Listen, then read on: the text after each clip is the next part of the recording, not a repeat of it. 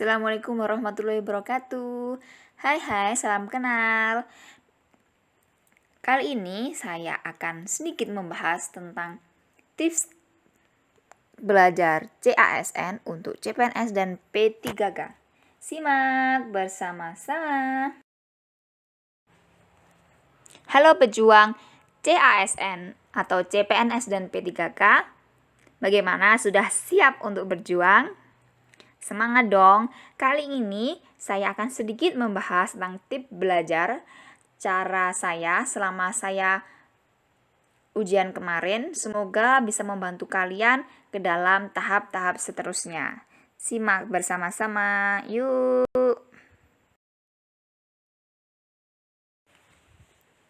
Tips yang pertama yaitu pahami kemampuan memori Anda. Kali ini kalian harus paham tentang short term memory dan long term memory. Pasti kalian sudah tahu betul apa kedua istilah itu. Jadi kalian bisa memilah diri Anda, kalian itu termasuk yang short atau long. Jadi biar kalian belajar itu lebih enak gitu loh, lebih maksimal teman-teman. Ketika kalian termasuk long term memory, kalian bisa sekali belajar dari awal. Ketika pendaftaran sudah dibuka, kalian sudah bisa belajar. Sedangkan untuk short term memory, kalian bisa belajar mendekati ujian. Itu saran saya. Karena saya pribadi kemarin ketika SKD saya belajar jauh-jauh hari dari sekitar 3-4 bulan sebelum SKD. Bahkan lebih karena memang kemarin sempat tertunda karena corona ya. Jadi saya belajarnya mati-matian. Buku sudah habis 2 yang saya pelajari dan beberapa file printout, tapi hasilnya kurang maksimal. Dari teman sepantaran saya tuh 3/4, jadi 3 paling bawah. Setelah itu saya evaluasi, kok saya bisa toh belajar mati-matian tapi hasilnya kurang maksimal. Setelah itu saya mencoba untuk belajar H-7 menjelang SKB. Dan kali itu alhamdulillah saya dapat nilai nomor 1 di antara teman-teman saya. Meskipun kita beda instansi, tapi kita sama-sama belajar seperti itu teman-teman saat itu. Jadi setelah itu saya mencoba untuk belajar itu dengan cara short term memory, tidak terlalu tergesa-gesa. Maksud saya tidak terlalu mepet. Kalau cuma hamin 1 jam atau besok ujian kemarin malam belajar, enggak, memang seminggu, karena memang saat itu saya juga lagi sibuk banyak kegiatan. Jadi saya maksimalkan seminggu itu dan alhamdulillah nilainya maksimal. Jadi teman-teman jangan mudah tergiur dengan teman-teman kalian belajar mati-matian tapi kalian sendiri tidak tahu kemampuan memori Anda. Jadi mulai sekarang silahkan dipilah dulu, diraba-raba kalian termasuk yang mana, supaya tidak salah langkah dan hasilnya supaya bisa maksimal. Seperti itu teman-teman.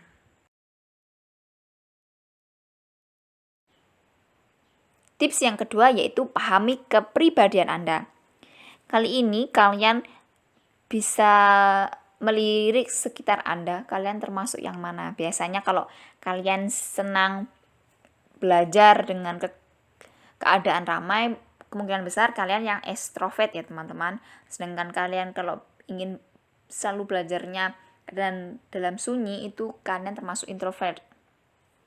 Atau bahkan mungkin kalian bisa keduanya, bisa disebut dengan ambivert seperti itu. Jadi ketika kalian paham betul dengan kepribadian Anda, pasti kalian juga akan memaksimalkan cara belajar Anda.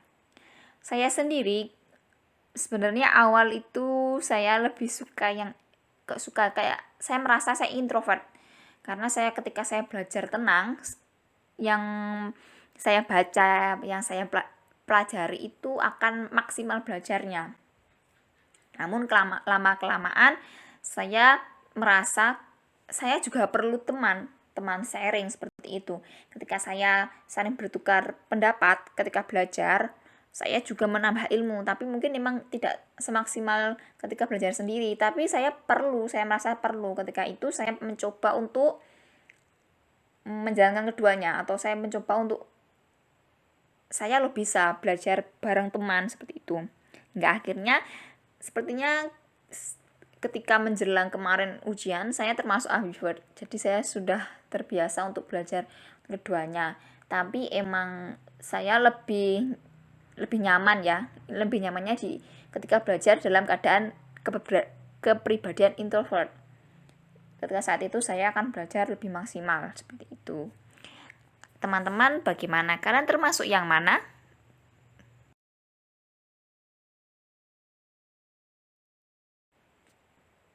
Tips yang ketiga atau yang terakhir dari saya yaitu pahami gaya belajar Anda. Kali ini kalian pasti sudah sering dengar dengan gaya belajar audio, visual, atau kinestetik. Atau bahkan kalian bisa menggunakan ketiganya, campuran. Bisa jadi ya teman-teman, orang-orang yang cerdas pasti bisa. Kalau saya sendiri awal itu, curhat sedikit, saya itu tipe yang visual teman-teman. Dari dulu kalau ada ujian kayak bahasa Inggris listening itu audio mesti minim sekali. Akhirnya TOEFL itu pasti nilai pasti paling minim itu di listening. Tapi lama-kelamaan saya mencoba untuk belajar dengan cara audio. Tapi sayangnya saya tidak mengimbangi teman-teman, tidak mengimbangi dengan cara belajar saya dengan visual, hingga akhirnya tes TOEFL saya itu kurang maksimal di reading dan yang written itu ya. Dan ketika saya kemarin SKD, saya itu belajar dengan mendengarkan dan menyimak video di YouTube. Padahal biasanya di awal-awal itu saya nggak suka dengan mendengarkan atau dengan suara yang ramai seperti itu teman-teman, tidak bisa. Tapi saya merasa saya bisa menambah ilmu banyak ketika saya juga mendengarkan orang lain seperti itu yang tadi. Jadi ini ada kaitannya dengan yang tips kedua tadi ya teman-teman. Jadi ketiga tips yang saya berikan itu saling terkait sebenarnya. Jadi lama-lama kelamaan saya bisa menggunakan dengan audio dan visual. Dan saya kira itu saya maksimal sih. Jadi ketika SKD saya merasa belum maksimal dengan nilai yang seperti itu, hingga akhirnya saya merasa saya harus belajar dengan cara yang lain.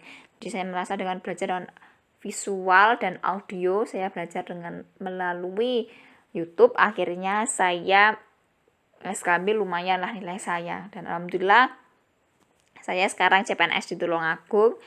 Teman-teman semangat, semoga kalian juga bisa tahun ini. Tidak ada yang tidak mungkin di dunia ini kalau kalian benar-benar berusaha.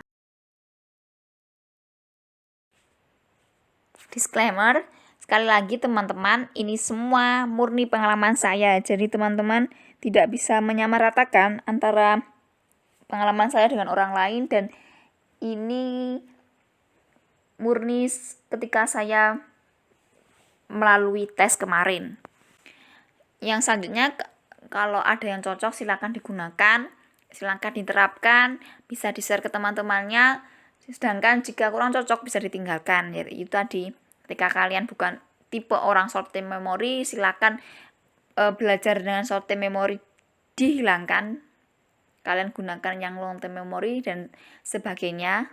Jadi kalian gunakan yang ada di sini yang manfaat bagi kalian, dan yang kurang manfaat bisa ditinggalkan teman-teman. Terima kasih, cukup sekian dari saya, semoga bermanfaat. Jangan lupa like dan komen barangkali kalian mau request konten apa, dan jangan lupa untuk subscribe karena berlangganan itu gratis tanpa biaya sama sekali, kecuali ya sedikit kuota Anda ya. Sampai berjumpa kembali. Cukup sekian. Assalamualaikum warahmatullahi taala wabarakatuh.